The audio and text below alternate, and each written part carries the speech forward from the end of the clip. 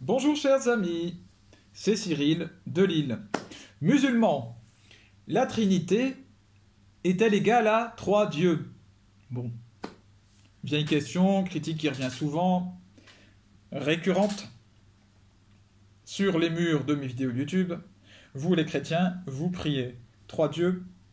Vous êtes donc des associateurs, parce que vous associez à Dieu un Fils, un Père, un Saint-Esprit, bref. Et vous êtes des polythéistes, vous croyez en plusieurs dieux. Est-ce que c'est vrai? Bon, déjà, il faut être de mauvaise foi pour dire ça, en fait, hein, de manière très claire. Parce que le christianisme est une religion monothéiste, c'est reconnu historiquement. Voilà, les encyclopédies, les dictionnaires, l'histoire, tout le monde vous dit que le christianisme est monothéiste.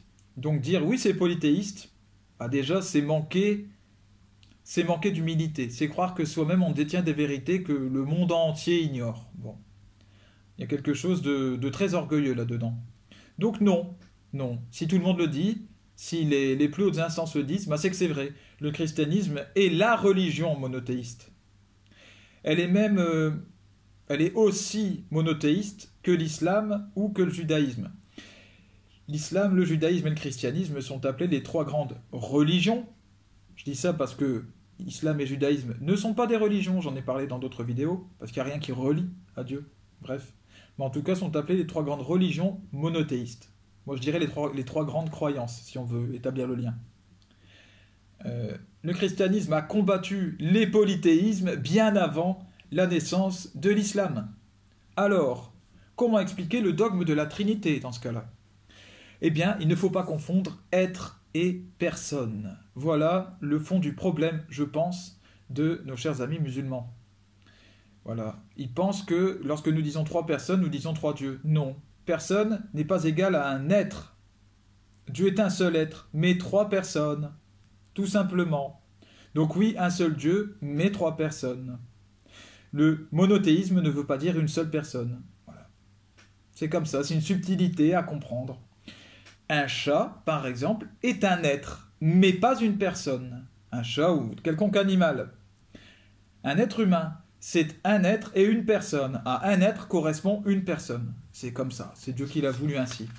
Et Dieu, lui, c'est un être, l'être avec un grand E, et trois personnes, en un seul être.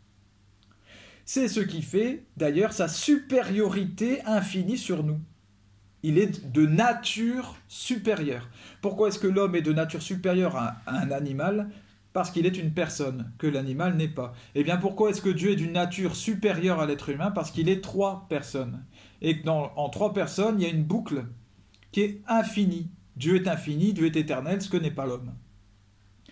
Parce qu'avec une seule personne, il n'y a pas possibilité d'avoir une boucle, voilà, qui fonctionne de manière infinie. Donc, voilà. Tout simplement, l'homme est supérieur à l'animal parce qu'il est une personne, Dieu est supérieur à l'homme parce qu'il est trois personnes. Un seul Dieu, trois personnes.